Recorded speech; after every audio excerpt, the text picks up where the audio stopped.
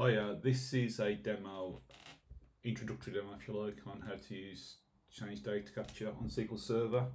I'm using it to do a SQL database and I'm using Microsoft Code to do the demonstration. The database is called, excuse me, Carry On Films. So let's get started.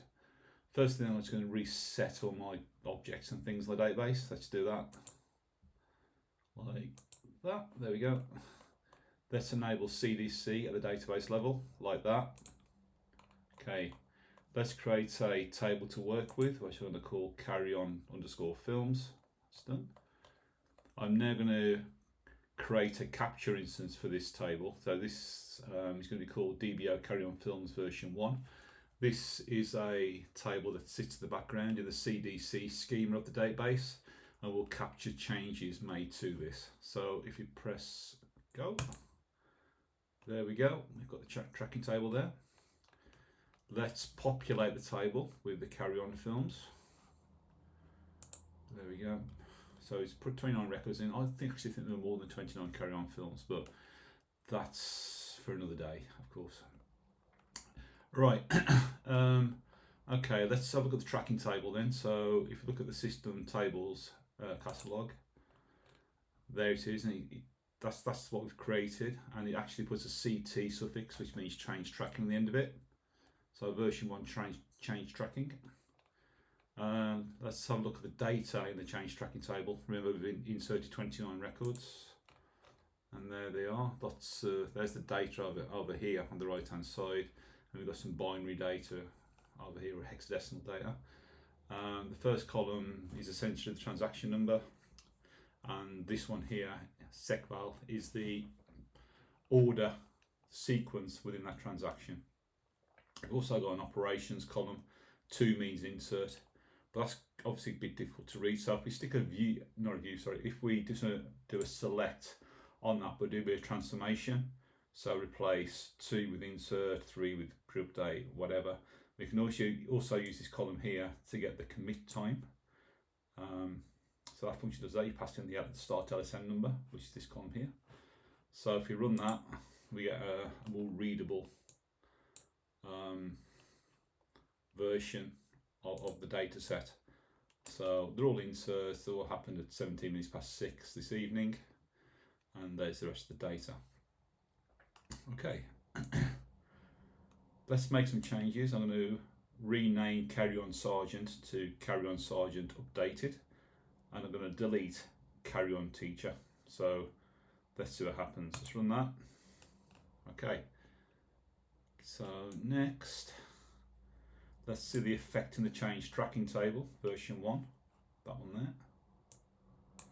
So let's run that. So this is in transaction descending sequence. So there's the deleted Carry On Teacher.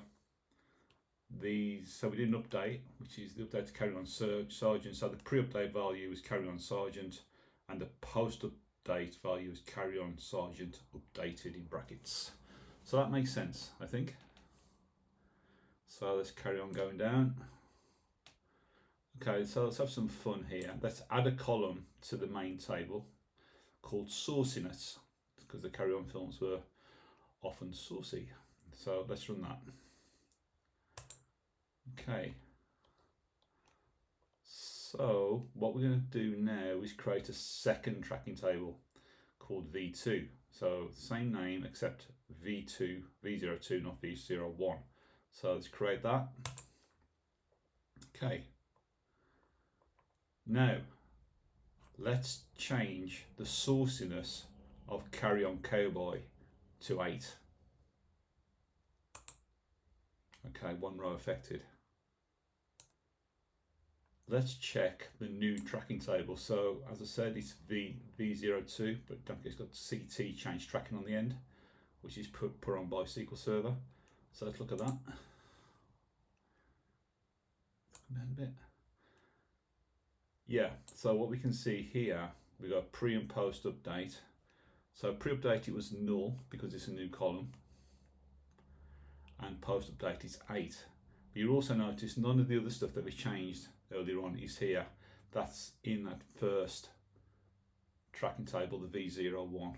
So the takeaway here is it will only capture, once you've created a change tracking table, it will capture changes from that point of creation, which is why we've only got 2 records in here. If we check out the V1, the version 1 of the change tracking,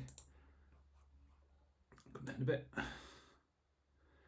we can see that the latest changes in there are what we did a few minutes ago before we created the version 2. So it doesn't know anything about the changes to carry on cowboy. It doesn't know if you try and put the sourciness column in there,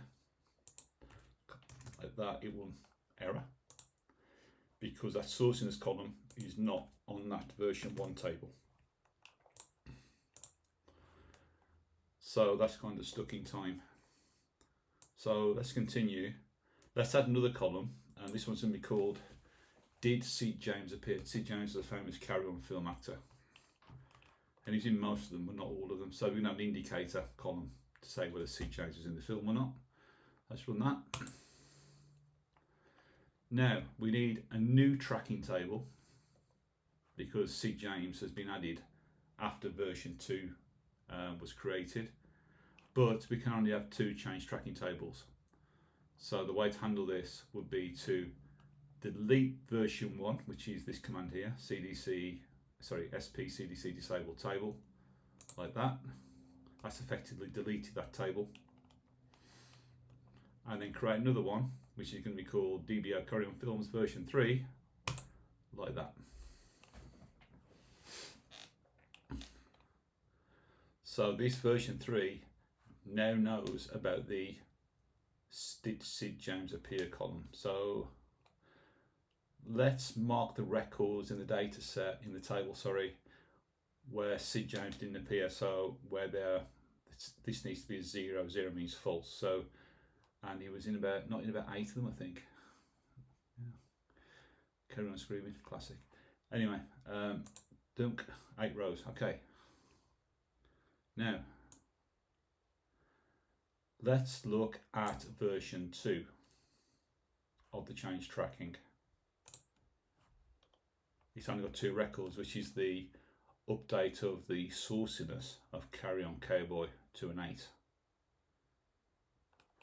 This version 2 does not know anything about the Sid James column, error, so that makes sense. But if we look at version 3 change tracking, which is this one here, we can actually put the Did Sid James Appear column on there and run it. And we can see that it's updated 8 records, but we've got 16 records because it's a pre and post update. So it's gone from 0 to 0, 0 to 0, 0 to 0. So that concludes this part of the demonstration. I hope you enjoyed it. Thank you for watching.